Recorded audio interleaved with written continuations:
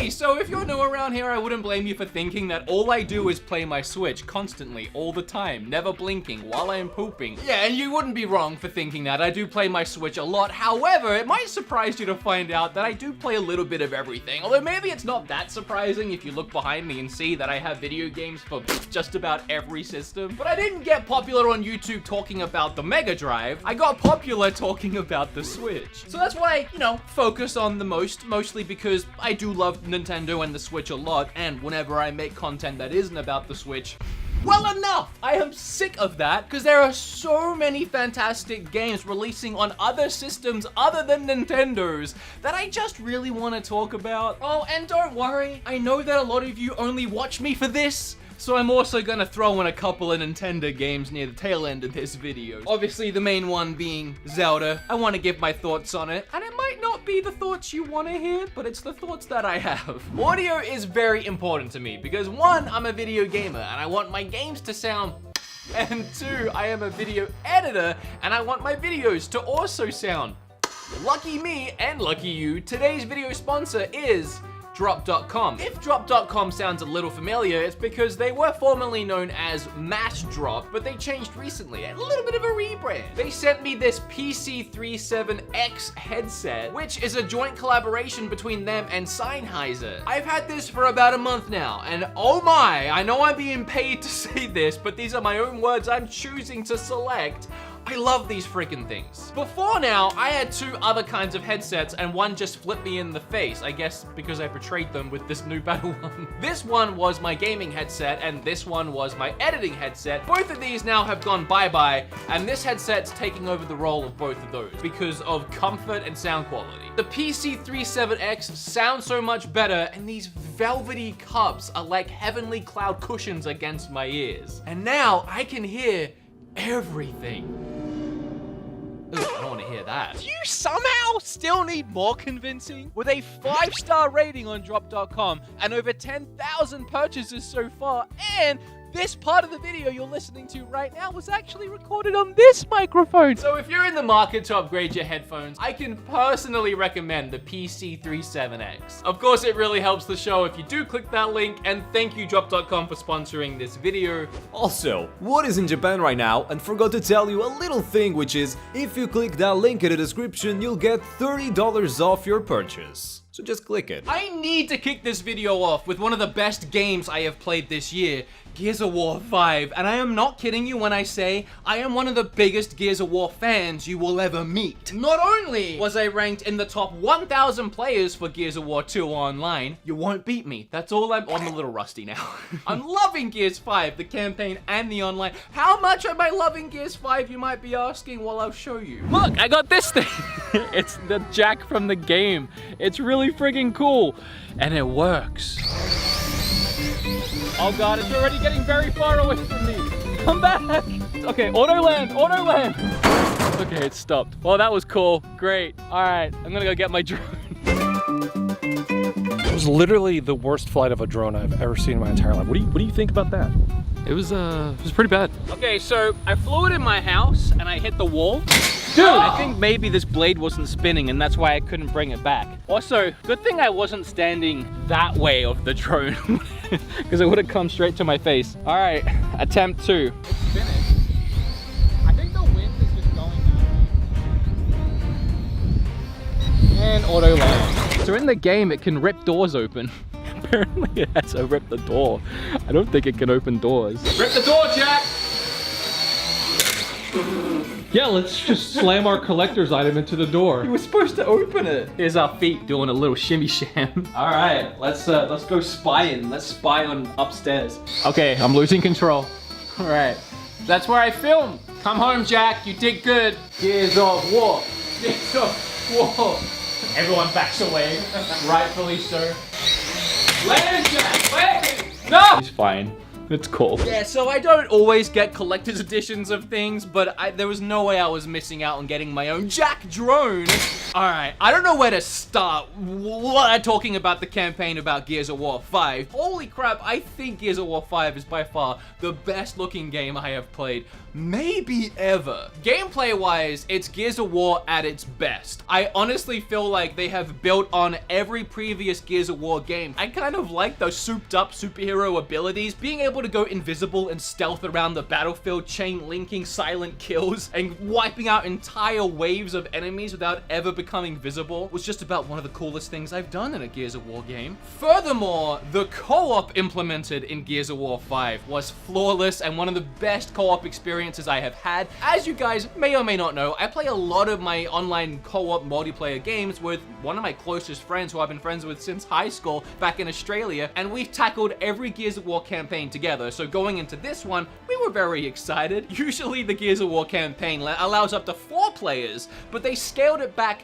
to 3. Essentially only 2, but a third player could play as the drone if they wanted. But the co-op just between the 2 main players was fantastic. There was moments like when a helicopter went down and my friend fell out of it and he had to do this whole other mission thing trying to find me, and I was pinned by the helicopter, shooting and shooting at waves of jubies trying not to die while he was on the way to rescue me. You just don't see that level of co-op immersion in most games, that level of, I would say, effort. But by far the coolest part was playing as the main character, or what I associate as the main character, Kate. She was dealing with a lot of issues because the Horde infection was seeping into her brain and she kept having these visions. And every time on my screen, were having these crazy whacked out visions, on my friend's screen, he just saw my character like having a massive migraine and had no idea what was going on, and I was having to explain to him what I was seeing, and it was so intense. And as far as the story goes, it was their best attempt at telling a story within the Gears of War franchise. And where it left, it's just my mind was blown, and I can't wait to see where it goes next. Not to mention, there's so many modes other than the main campaign. It's like obviously Horde, which I've never really been a fan of, but Escape, I am really enjoying. You get trapped in a hive with 2 other players, so there's 3 of you going against waves of enemies, starting with literally no ammo and having to find and scavenge for it as you go and escape the toxic fume explosion that you set off. It's really intense and I love it. Alright, next we have a rattling experience. Jeez. Oh wow, there's 2 discs in here. Plague Tale is a game that I knew nothing about, but I was perusing Reddit recently and I saw someone shared a gif of these rats in this video game. There was this character holding a torch and these rats were scared of the torch and they were moving away from it. There was something about how eerie it was, not only the context of what was happening, but the lighting coming off the torch pushing these rats back and the rat's AI scampering around the light as she was moving further and further in, taking care of this child. There was something about this imagery that made me want to discover what it was and how I could get involved, and it turns out it was a Plague Tale Innocence. So I ran to my nearest GameStop and I picked it up, and I'm really glad I did. A Plague Tale tells a story of just that, a Plague Tale. It's set in like years after the Black Plague from what I can figure, and the Black Plague is happening again. However, in this universe, the Black Plague is these toxic rats that build these nests and spurt these black veins everywhere and overcome the world, and everyone gets eaten by rats. You don't so much get sick, while there is some sick people. Mostly everyone's just getting eaten alive by rats. So not a world I want to live in. I don't like rats at the best of times. You play the role as a young girl taking care of her even younger brother. He is, as I said before, one of the sickies. He's down with the sickness, and you're not really sure what's wrong with him, but you know it's obviously linked to everything that's going on, and it's your job to protect him, as both your parents it kind of gives me a little bit of Last of Us vibes in that sense, but it plays out very differently. The game is focused heavily, primarily only on stealth, and I do want to say, I usually hate stealth in video games, but this game is entirely stealth, and yet I still had a fantastic time, and that definitely speaks volumes about the game. The gameplay gives you so many options to be stealthy with, and even eliminate your enemies with. So for example, the game starts off and teaches you the basics that you get in a lot of stealth games. You can throw rocks or pots to distract enemies and then sneak away from them. But then as the game goes on and you start to experience the rats, you can actually start to use these rats to your advantage as long as you're really careful. For example, in the game you get an item that can extinguish flames. So if you're trying to be all sneaking around and you see an enemy walking towards you near flames, you put those flames out, he's gonna get eaten alive by enemies. Of course, you do have your trusty slingshot, which you can just... And then along the journey, you find a lot of characters that are willing to help you out, and then all of those characters can do certain actions which you can control. For example, Hugo, I believe his name was, you could have him go and assassinate certain enemies. The story was absolutely beautiful to watch unfold, the relationship between this brother and sister who barely knew each other, who barely even met each other before this, to the end point and the end boss, which was one of the weirdest and most epic boss fights I have had in a video game. I don't know if this game is going to receive the support it needs to get a sequel, but I really want to see one. I can't find the games that I had. I was gonna talk about them. There they are.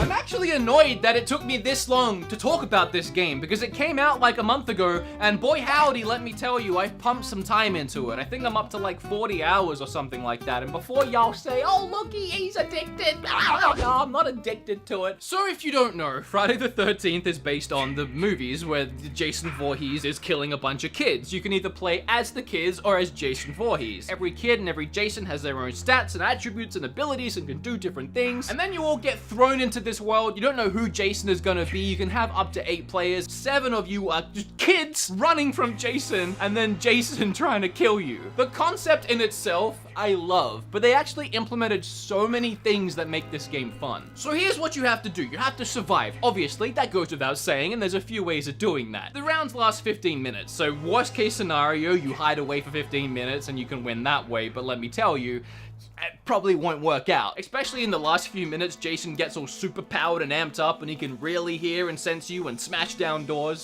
So, you have to work together. There is in-game voice chat, which is fantastic. One of my favorite things about it is its proximity chat. You scavenge around drawers trying to find utensils and utilities to help you, and one of the things you can find is a walkie-talkie. If you get that, you can communicate with everyone else that has a walkie-talkie. So when you're searching through these drawers, you're looking for things like a fuse, and if you find the fuse, you can go to the fuse box, fix it, and call the police. They'll rock up in 5 minutes, and if you can get to them, and that's a big if, you'll be saved. Other ways to survive are there's usually a couple cars or maybe a boat lying around the map. If you find batteries, car keys, gas, you can fuel these things up and get on your way. But starting a car or a boat is pretty loud. Jason can hear it, and he's gonna be on you pretty quick. So that makes the driving away frantic as all heck. Playing as Jason is an absolute thrill ride too. I love getting to be him. He can morph around the map, he can teleport, he can move super quickly, he can stealth.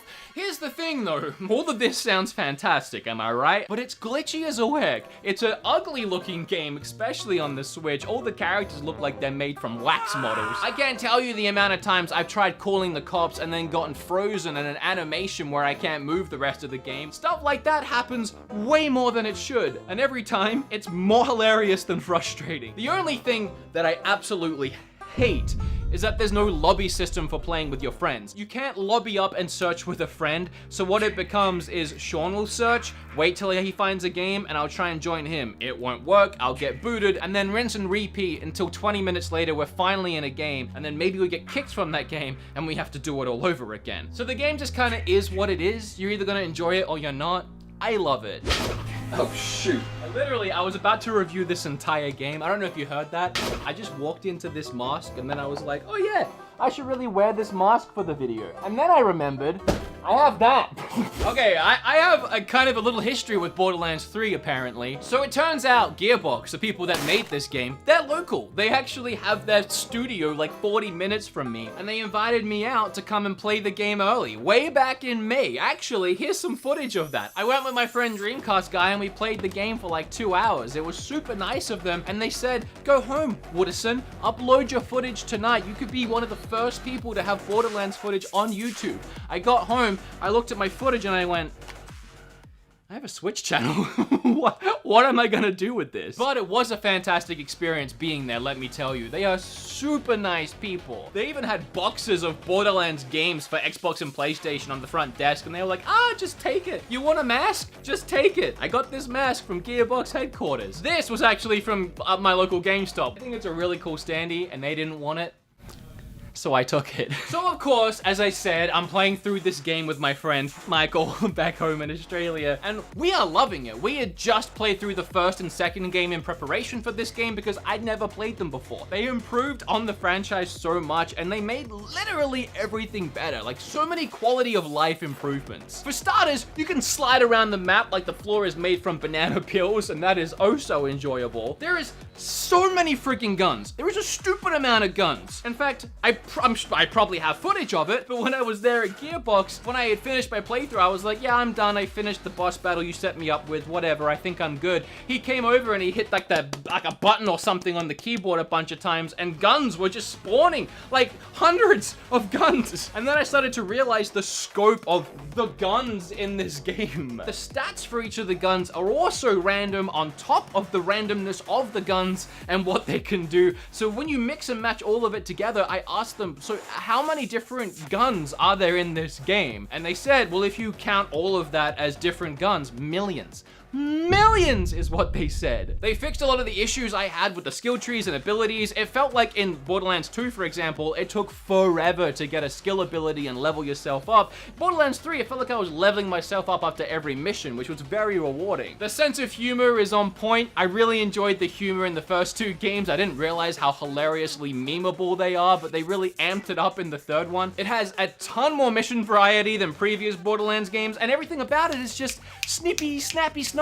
Everything just keeps moving at a fantastic pace, and it's just fun at its core in every element. It plays great, it looks amazing, they did a fantastic job, and I mean, they're kind of like local devs to me. So I feel proud, almost like they're homegrown, even though I've only been here a couple years.